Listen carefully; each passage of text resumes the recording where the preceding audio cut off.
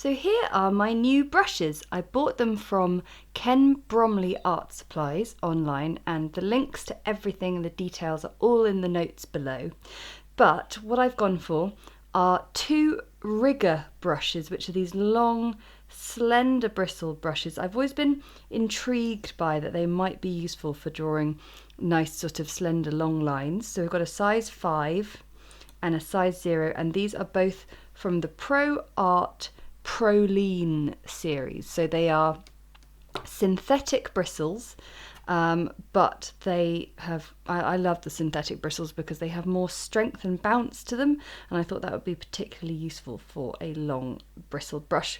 Then I've got 4 brushes from the Pro Art miniature painting series, and I use small brushes a lot of the time, but what I'm really interested in is the fact that these handles are really nice and thick, and they are sort of 3 flat sides, which are really, really comfortable for holding. So we'll have a look at those as well. And we've got a 2/10, a 3/10, 5/10, and 10/10. So the higher the number of tenths, the smaller the brush. Then we've got a brush that I've really wanted to try. This is called a blended mop, and it's Sable-esque. It's also from Pro Art. I do love that range, and I just thought it would be much more sensible for me to stick with a brand that I really like already. Sable-esque means it's a combination of actual sable, which is a natural hair, and a sort of imitation sable as well. So it's still got a bit of the strength that you get from the synthetic bristles, and it's got a really nice thick handle for holding. I got the size 6, which, as you can see, their sizings is just as a standard very different to the rounded point brushes. That's a size 6 in the normal rounded point, so you can see they're just on another scale. Talking of on another scale, this is massive, but it's wonderful. I used this in the watercolour challenge just gone, and this is a 1-inch, 1-stroke flat brush, and it's also from the Pro Art Connoisseur range, and that is also a sort of blended synthetic bristle with real bristles, with real sable bristles.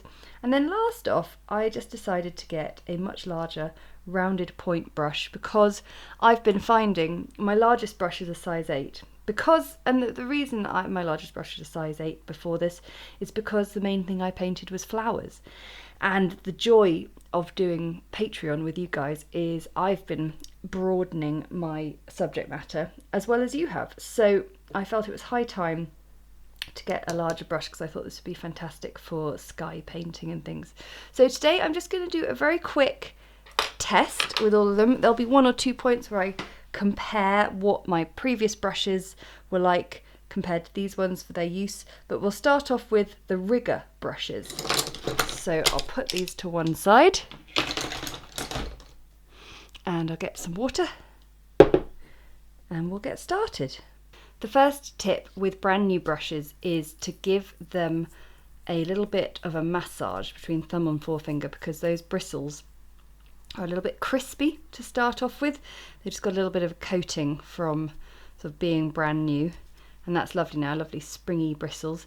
And then also need to get it wet, coat the bristles in water, not only to get them into a nice fine point, but also just to sort of wash off any dust or coating that would have come from those bristles being a little bit crispy.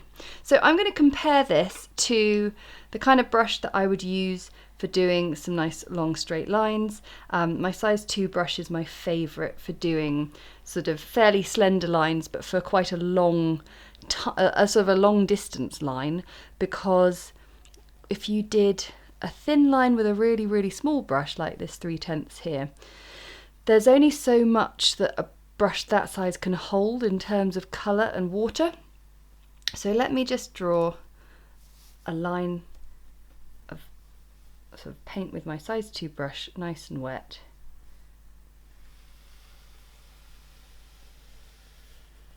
And I mean, I'm a big fan of that. I do like those kinds of brushes.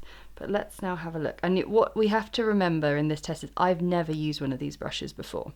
So there's a chance I might be a little bit wobbly and a bit weird with it in this initial test, but I might come to love it over time. So let's have a look.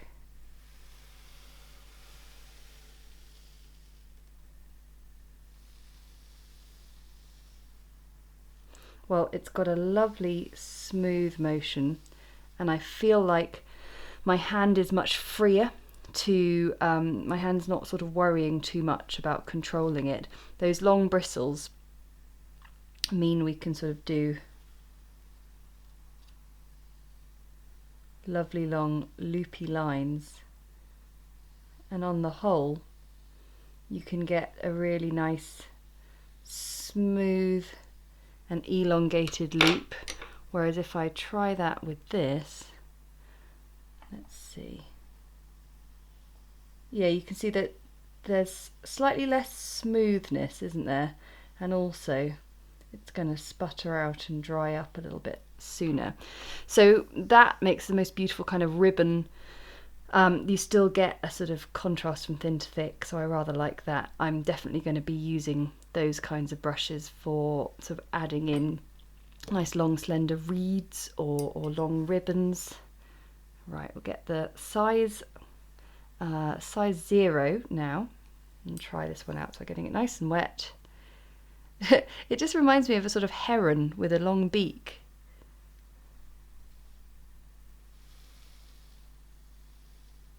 Okay, so we can get a nice sort of contrast as well with the thin and thick, as long as we've got enough water on the brush.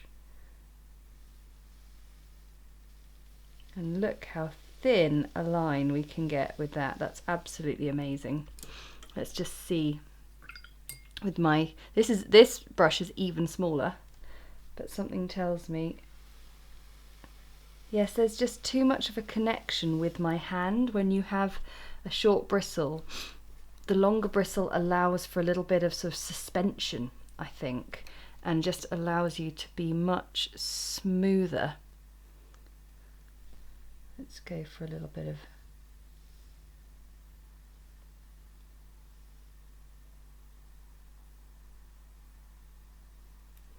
that's very beautiful. It's a very beautiful kind of brush. I do like it. So once you've got it started, it's sort of dragging itself along.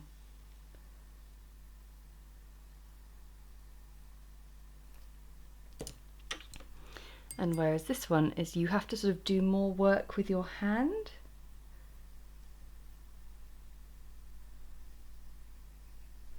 Okay, so it's a subtle difference, but these brushes have got a lovely sort of languid quality to them and a real smoothness, so I'm very pleased with those. Okay, let's now have a look at my new miniature brushes, and I've actually got the exact counterpart here, so we'll focus on that one. Now again, even though these bristles are very short, we need to give them, you can just feel like there's just a tiny bit of coating on it, so give it a little brush off. So already that is just a lovely feeling to have it in your hand with the thumb and forefinger and second finger there just sat really nicely around the triangular shape. Whereas with these brushes I tend to kind of almost sort of grip them in my fist quite a lot of the time to get control. Sometimes there's sort of, if you've got hands that aren't teeny weeny tiny, you'd struggle to get 3 fingers actually around a tiny brush like that. So I'm already enjoying the sort of the comfort of these brushes. They're like holding a nice marker pen. And let's see, and they are just very nice brushes all in all. So I think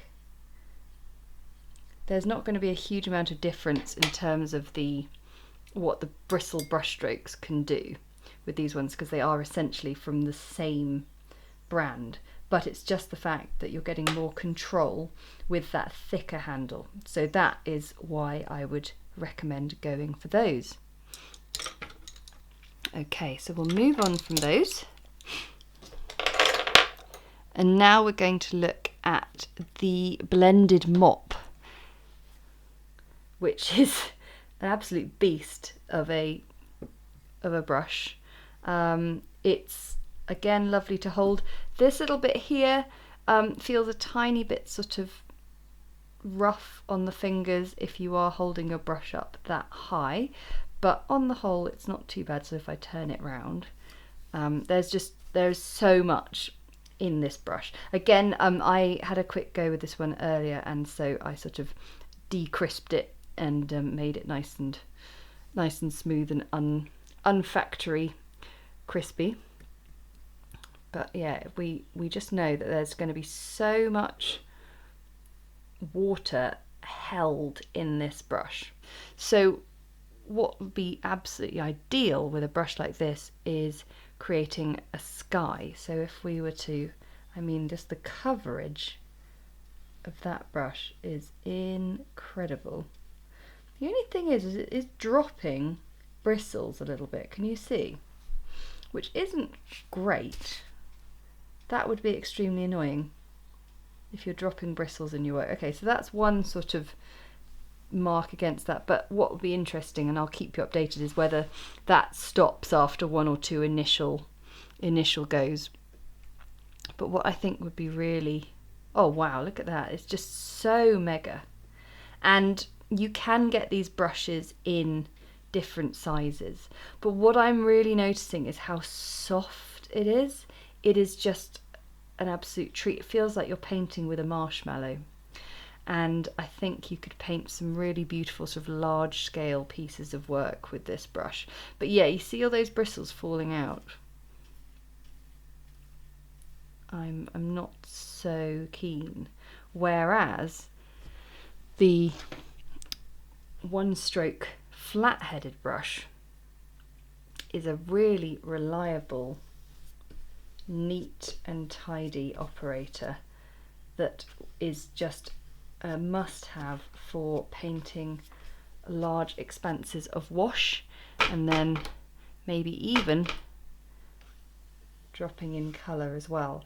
But what you wouldn't do so well with a brush like this, especially of this size, the paper's bobbling up now, is you would struggle to sort of paint around anything that you didn't want covered in the wash. So you can get these in a range of sizes. So I would recommend, if you like this kind of brush, get a large one for doing big backgrounds, but then maybe get a far smaller one for being able to sort of come in with broad coverage, but also be able to cut around items in the foreground. So yeah, I'm a big fan of this. I'm not so sure about this, but we are now going to have a quick look at painting a loose watercolour flower, because I hear this is what this brush is absolutely amazing at, and we'll have a look at how my new large rounded point brush gets on with that. Okay, so here we go with painting a flower. Just a really nice loose watercolour flower that I'm first going to paint in my size 8 brush, which is my largest rounded point that I currently have already in my stock. So I'll start over here, and essentially the sort of limit with the size 8 rounded point is I need to do 2 brush strokes to create my petals, but then I do get quite a lot of control, and you'll also see that I've done all 5 of those petals with the one brush. I haven't gone back in to my palette. I feel like there's nice control there. It's really cool. And then I'm just going to get a little bit of black and do, oh no, actually no, I'm not going to get black, I'm going to get a bit of yellow. Much better idea. Going to dab in a bit of yellow there, and then we'll add a bit of black at the end. Okay, so let's compare to the mop brush. So getting it nice and wet. It's so big. Get it coated in the palette. Now it's just going to soak up so much paint So I've got to be careful. Now let's see.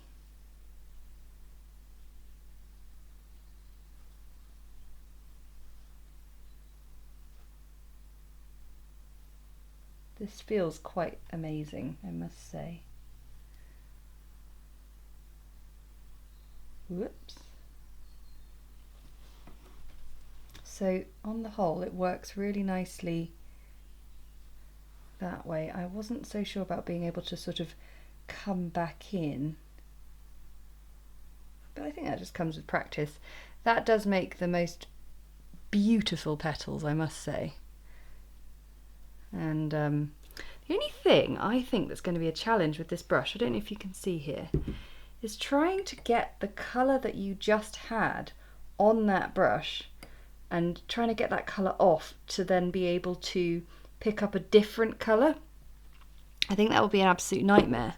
It'd just take forever and you'd run out of kitchen roll very quickly. So it's because it stores so much and then it's already dried up, so I'm too late. So absolutely beautiful shape, but just an absolute beast, that brush.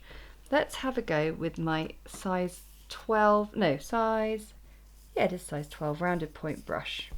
So I just haven't used this one yet, so I'm gonna just uncrisp the bristles, get it nice and wet. Beautiful fine tip there, which is what you really want in all your rounded point brushes. When they fail to make a fine point like that, when they've been in water, that is time to get yourself some new brushes. Okay, let's see. So I'm coating the bristles. I mean, this brush is also massive, but it's not quite as massive as the mop.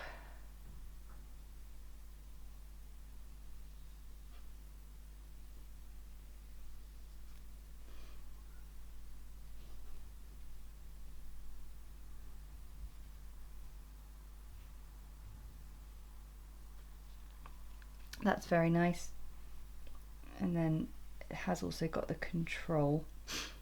And then if you wanted to pick up any paint that you had lying around on the page, you can do that too. But I think we're a bit late. Gosh, it's amazing how paint dries so quickly, isn't it? So that's quite interesting that with both these two larger brushes, the way they apply the paint to the page feels a lot more efficient and sparing, but then you do sacrifice a bit of control when, if you've got a slightly smaller rounded point brush, you can do your petals in two shapes there and get a little bit more controlling there. But I very much enjoyed the, like I said, it's like painting with a marshmallow. So soft and smooth, and there are no bristles being dropped there now, so I would be happy to have a go with that one.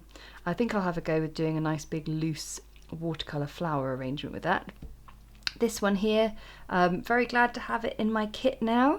I think it'll just be really handy for the times when I feel more confident in the control with it, but I need better coverage than just using my size 8. So there we go. I'm very happy with all my purchases. I'll be swapping in some of these new brushes for some of my trusty old ones, just because some of them are getting a little bit tufty and losing their fine points. But on the whole, I'm still very much a sort of rounded point kind of a girl. I highly recommend getting yourself one of these for large coverage. The rigger brushes are fun. Here we are, these ones here. They're fun and they're lovely to have, they're useful, but I don't think they're as indispensable as getting yourself one of these for large wash coverage. Anyway, I hope you enjoyed that little roundup of the brushes that I bought, and I look forward to seeing you again soon.